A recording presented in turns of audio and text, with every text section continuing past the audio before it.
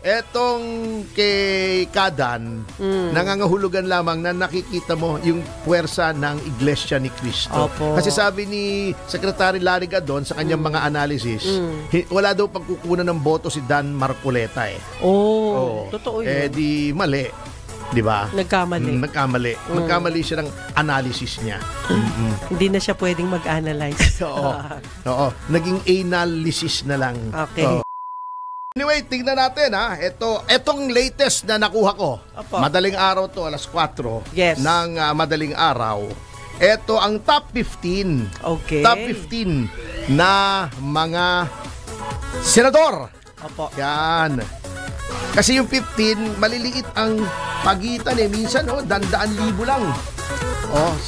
Pero ang difference between 12 and 13 ay 2 milyon. So medyo with 86% of the votes cast, medyo malabo na yata. Pero more or less, ito yun ha. Tingnan natin. Hindi na natin congratulate muna to kasi wala pa sa winning 12 eh. Opo. Yan. Ang number 15, ito yung latest na nakita ko ha. Maaring nagpalit-palit na po ito in the meantime kasi 4 AM po itong petsang ito. Okay. Abby Binay. Yan. Number 15. 15. Alam niyo, difference ng 13 at 15, daan-daang libong boto lang. Pero, sabi ko nga, ang difference ng 12 at 13, 2 milyong boto. Okay. Kaya, grabe. Yan. Number 14, si Bong Revilla. Ito na, si Bong Revilla. Yan. Number 13, ito, nakakasama ng loob to, di ba? Yung 13 ka, yung almost. Sabi nga ni Ariana Grande, almost is never enough. Almost is never enough. Sabi ni Ariana Grande.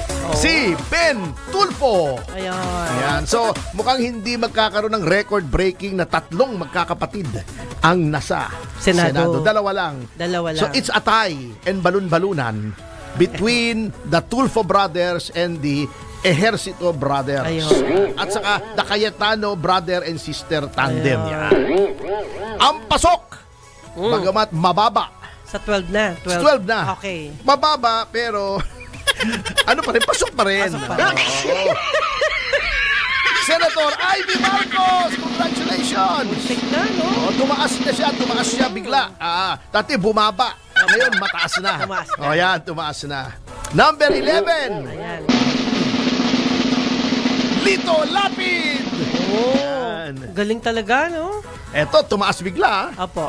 Number 10, Camille Villar. Yan. Number 9, Pia Cayetano. Ayun. Number 8, Tito Soto. Bumagsak ano. Number 7, Ping Lacson. Hindi naman talaga natatalo itong dalawang ito eh. Top of mind lagi yan eh. Okay. Yang si Lito Lapid, si Pia Cayetano, Tito Soto, Ping Lacson. Hindi natatalo yan. Never, nasa mindset na yan eh. Oo, parang may Torrance title na sila doon sa isang upuan doon sa Senado eh. Magpapahinga lang 1 term. Eto ang taas, biglang tumaas. Opo. Mukhang biglang pumatong. Kaya tumaas, pumatong. Umupo. Si Congressman Dan Marcoleta. Wow. Ayan. Dumami. Okay yan. Yan. Oo. Ang boto, yan. Number 5, ito, surprise. Kiko Panghilinan. Diyan ako nagulat. Wow. Kiko. Wow, panalo. Number 4. Ito, expected na naman ito. Itong 4 and 3 expected na. Erwin Tulfo. Ayun. Number 3, si Bato de la Rosa. Ito, dati nag-aalangan eh. Apo. Nung inaresto si Pangulong Duterte, tumaas bigla. Number 2, ito, surprise din ito. Si Bam Aquino. Yes. At ang number 1 ngayon, at ang bagong kampiyon, Yahoy! si Bong Go! Congratulations sa inyo lahat. Alam nyo, may mga nagsasabi pa nga, parang may magic daw doon kay Kiko Panghilinan at saka kay Bam Aquino kasi hindi naman nagpe-play sa survey. Pero wag na nating masyadong, kung wala din Problemahin. tayong ebidensya, wag na Oo. nating guluhin. Yan Wag na, ang, wag na. yan Tama. ang talagang lumabas Opo. di ba? Oo. Tanggapin na natin. Tanggapin na natin. Ayun. Yung mga nanalo, congratulations. At yung mga natalo, kamote nangyari. Natikman mo yung kamote. Oo, masarap. Yun nga oo. Ayun, Saka thank maganda you. sa gout yung kamote. Thank you po. Apo. Thank you. Anyway, yung mga iba, sa iba-iba naman dito, well, congratulations din kay Mayor Vico Soto na re-elect sa Pasig. Sa Marikina yata nanalo. Marikina? Natalo si Teacher Estela Di si Sino Dan. nanalo doon? Si ano? Yung babae ba ang nanalo? Yung asawa. Yung asawa Opo. ni Marcy. Opo. Si Marcy ba nanalong Congress? O panalo, mag-asawa? Ayun. Hindi, maayos yung mga yon. Ayos. Kilala ko yung mga yon. Opo. Matitino, God-fearing yun Opo. Maka-Diyos yung mga yon. Muntik na. Ipapatanggal pa naman ni Ma'am Estela yung mga INC doon. Alin? Sa ano, Marikina. Ayun ang nangyari sa Pagigiba kanya. daw niya yun. Hindi, etong kay Kadan, nangangahulugan lamang na nakikita mo yung puwersa ng Iglesia ni Cristo. Opo. Kasi sabi ni Secretary Larry Gadon sa kanyang mga analysis, wala daw pagkukunan ng boto si Dan Marcoleta Oo. Totoo yun. Di mali. Di ba? Nagkamali. Nagkamali siya ng analysis niya. Hindi na siya pwedeng mag-analyze. Oo. Naging analysis na lang. Okay. Puwet. Ang nangyari. Oy? Ano nangyari? Anyway, speaking of puwet, si Dan Fernandez, pangatlo. Si Dan Fer. Nanalo siya sa kanya. Talo! Talo. Pangatlo. Ano bang posisyon? Kung tatlong gobernador, panalo siya. Panalo siya. Isa lang. Talo. Oo nga naman. Hindi naman parang konsel yan, di ba? Pag ang konsel, 6 daw sa first. Yan ang mga notable na natalo, si Dan Fernandez. Hindi niya na-google na matatalo siya. Ay, kaya pala sinagad niya na yung trabaho niya nung last time. Ay, ganun ba yun? Para at least masyado siyang exposed. Oo, exposed. Hindi naman nakatulong sa kanya. Alam mo, baka nag-backfire pa sa kanya yun na masyadong maangas siya. Di ba? Congratulations kay Maring Sol Aragones. Wow! Siya nanalo sa Laguna. Di ba? Tama. Yan. Sino pa bang mga nanalo? Sino pa bang mga kilala mo? Natalo Si Caloocan. Wala namang kaduda-duda yun Alam mo kung sinabi mo sa akin ngayon na nanalo si Trillanes doon at takihin ako sa puso rito, todas ako. Hindi, Siyempre, senator yung kalaban di ba? Kahit na. Congratulations. Ayan. Senador nga, King Koy naman. Hindi, may mga... Ito. May mga nananalong senador na hindi kailanman nananalo sa local. Di ba pinag-usapan natin yan? Noong isang episode natin. Yes. Oo. Katulad ni Bong Revilla, nananalong senador yan, hindi nanalong sa lokal. Yeah. Nanalo, vice governor. Opo. Bago governor, natalo. Yan si Ping Lacson, palabanin mo sa Cavite yan, di mananalo yan. Hindi siya kilala. Oo, totoo. Si Coco Pimentel, talo, congressman. Talo? Oo, talo. Di ba? Sayang. Talo si Coco Pimentel, Si Abby Binay, talo, no? Hindi. Oo. Talo si senador. Nanalo si Nancy. Opo. Natalo niya yung asawa ni Nancy Binay. Opo. Ni Abby Binay. Si Campos. Opo. Na medyo kinampos ng boto. Kinampos ng boto. Kaya medyo hindi maganda nangyari. Si Aramina nga talo pero si Angelo De Leon nanalo, konsehal. Attorney sa Manila. Sa Manila, runaway winner si Mayor Isko Moreno. Balik siya. Ayun, balik Natalo siya. niya si the incumbent, si Hani Lacuna at si Sam Versosa. Opo. Yan. Tanggapin na saan natin pa ba? yan. Saan pa ba? Pasig. Sa San Juan pa, sino nanalo? Ay, wala pa ako. Wala ba? Balitan, mamaya tingnan natin yan. Pero anyway, mga kababayan, ang panawagan lamang namin dito ay tapos na po ang eleksyon. Dapat sa atin ang politika ay isang araw. O dapat tapos na. Tapos na. Wala na tayong pag-aawayan dito. Let's forge together as one. Wala na sana. Oo. Sana. Kiusap din ako dun sa mga congressman, senador, kung sino man yung mga kaaway ninyo, tigilan nyo na yan. Magtrabaho na po kayo kasi ang dami nyo na rin tinapong pera. Fresh start. Yes. Speaking of tinapong pera, siguro under the new Constitution, hindi Constitution natin yung Constitution, ibig sabihin yung ano bang Constitution sa Tagalog? Constitution? Hindi.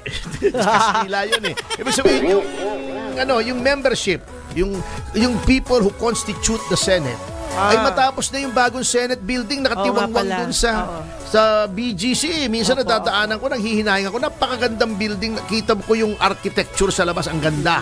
Dalawa siya, di ba? Bago, ewan ko kung gawa na yung tulay, hindi ko masyadong makita, medyo madilim nung dumaan ako, walang ilaw Yes. Pero mukhang walang gumagawa Hindi, may gagamitin na yan.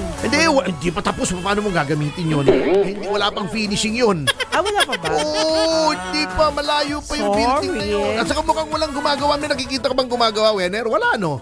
Mukhang kinapos sa budget Mukhang hindi pa ako nakakapunta. Hindi kasi ang problema, tumaas yata yung cost. Sabi nila noon 9 billion, naging 10 billion. Tumaas.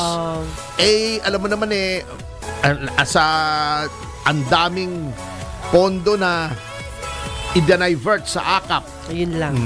Teka, yung kwan pala. Yun lang. Batiin natin mamaya-maya. Pero bago yan, alam mo, itong malungkot na nangyari, at nais ko po lamang basahin ang ating pakikiramay mula sa mga bumubuo ng programang ito. Siyempre, kasama na rin yung ating mga technical crew dito sapagkat siya'y kasama rito. At babasahin ko lamang po ito. Ang pamunuan at mga empleyado ng Aliw Broadcasting Corporation kasama ang programang Yes Yes Yo Topacio ay lubos na nakikiramay sa mga naulila at sa buong pamilya sa pagkawala ng aming mahal na si Yasmin Pantaleon na kilala natin sa palayaw niya na Yas. Kaya pala, nagte-text ako kanina na hahabol ako Hindi ko alam Kaya nalungkot tuloy ako nung nasilip ko tong sabi mong letter natin. At labis po kaming nalulungkot sa biglaang pagpanaw niya. Si Yas ay isang mahalagang bahagi ng TWIZ. Palagi naming maaalala ang kanyang dedikasyon, kasipagan, pagiging matulungin at positibong pananaw sa buhay. Ang kanyang kontribusyon sa aming kumpanya ay hindi matatawaran at labis namin siyang mamimiss. Sa panahong ito ng inyong pagdadalamhati, nais naming ipaabot ang aming taus-pusong pakikiramay at suporta. Narito kami upang tumulong sa anumang paraan na aming makakaya. Muli ang aming taos na pakikiramay. Maraming salamat po. Yes. You've earned your rest.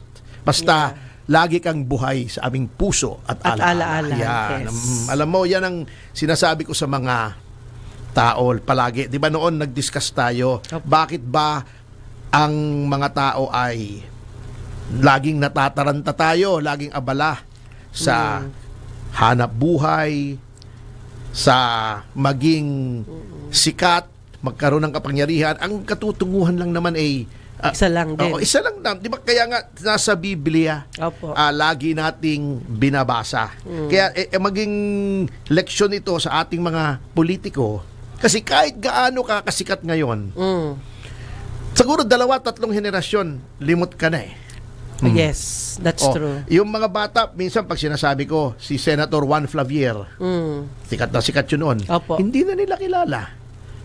Nakakalungkot Yung mga magagaling. Buti nga, yung mga bata ngayon, naaalala pa si Senator Miriam Defensor Santiago. Yes. Si pangalawang Pangulo, dating Senador, Salvador Laurel, dating Assemblyman. Kukunti na rin ng nakakaalala, malungkot sapagkat napakabuting tao at napakaganda sanang uliran sa mga kabataan ngayon. Saka si Alfredo Lim, magaling Alfredo din Lim. At si Mayor Lim, marami pang nakakaalala.